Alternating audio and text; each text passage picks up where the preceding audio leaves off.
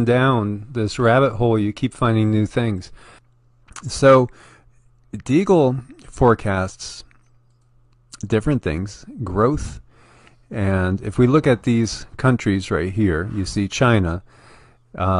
There's two dates.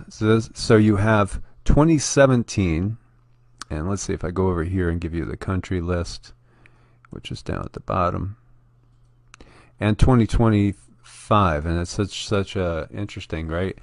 There are 209 countries listed below. View the 2025 forecast. And when they were confronted with this, because when you look at the United States of America, in 2017, population 327 million, their forecast for 2025 is 100 million people. So when they were asked about this, back, I think it was in 2017 or 2018, they said, well, it'd be due to economic conditions. They expect a gigantic crash to happen, and people will leave the U.S. But when you add all the numbers together, which I did, it shows there's about 550 million less people in the world than there in 2025 than there is in 2017. So 550 million people are gone from the world as far as their forecast. So when we look at this, here you see that top number in red. That's China's population. Now here they're showing it's going to go down. And if we look at that, we're looking at about 22 million people less. So that's interesting, because originally, in the other numbers, it just showed it flat. India's population is going to go up, and it looks relatively significant there. Now Russia's population is going to go down slightly. Japan's population is going to go down by about 23 million. As you can see, there's a difference, 23 million. Brazil's goes up about 3 million. The United States population, now they're forecasting it to sit at 99,553,100 people in 2025. And they're showing us currently at 326,620,000. That's a lot of people to not be there anymore. It's just interesting to look at these numbers.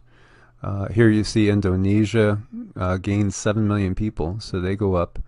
Interesting too, there was an article today talking about a lot of Chinese manufacturing jumping to Indonesia as well. I forget where I got that article from. Here you see Mexico increases slightly. Perhaps it's people leaving the U.S., and actually Central America and South America gain people.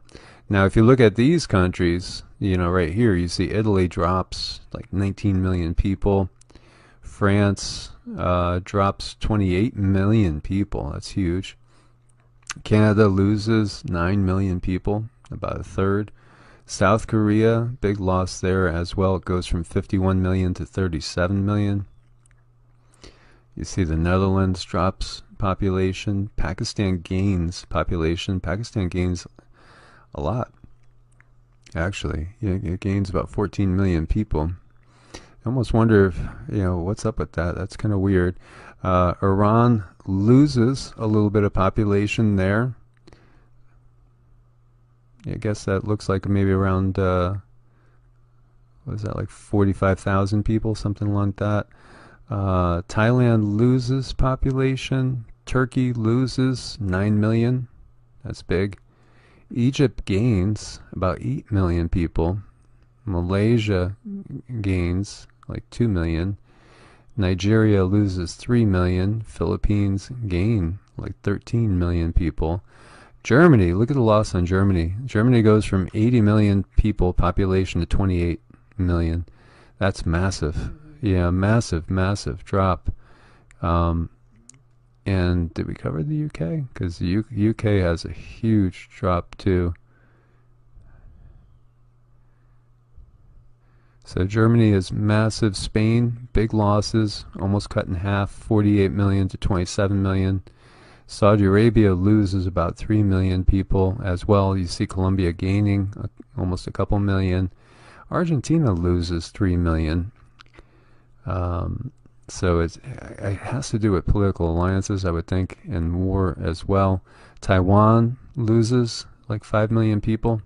Australia loses 8 million. They go from 23 million to 15 million. Poland loses 5 million. And we see the trends continue. Bangladesh, gains 19 million. That's not earth change related, because Bangladesh is so prone to flooding and all sorts of earth changes there as well. And we look at Romania losing 4 million, Iraq loses 6 million, Belgium loses 3 million, South Africa loses 9 million people, Venezuela loses 2 million, and you got to wonder about that too, right? Finland loses population there, Peru gains, Austria loses, Sweden loses, almost all the European nations lose, Kazakhstan loses people, Switzerland does as well. There's the UK, all the way down to 47. The UK goes from 65 million people to 14 million people.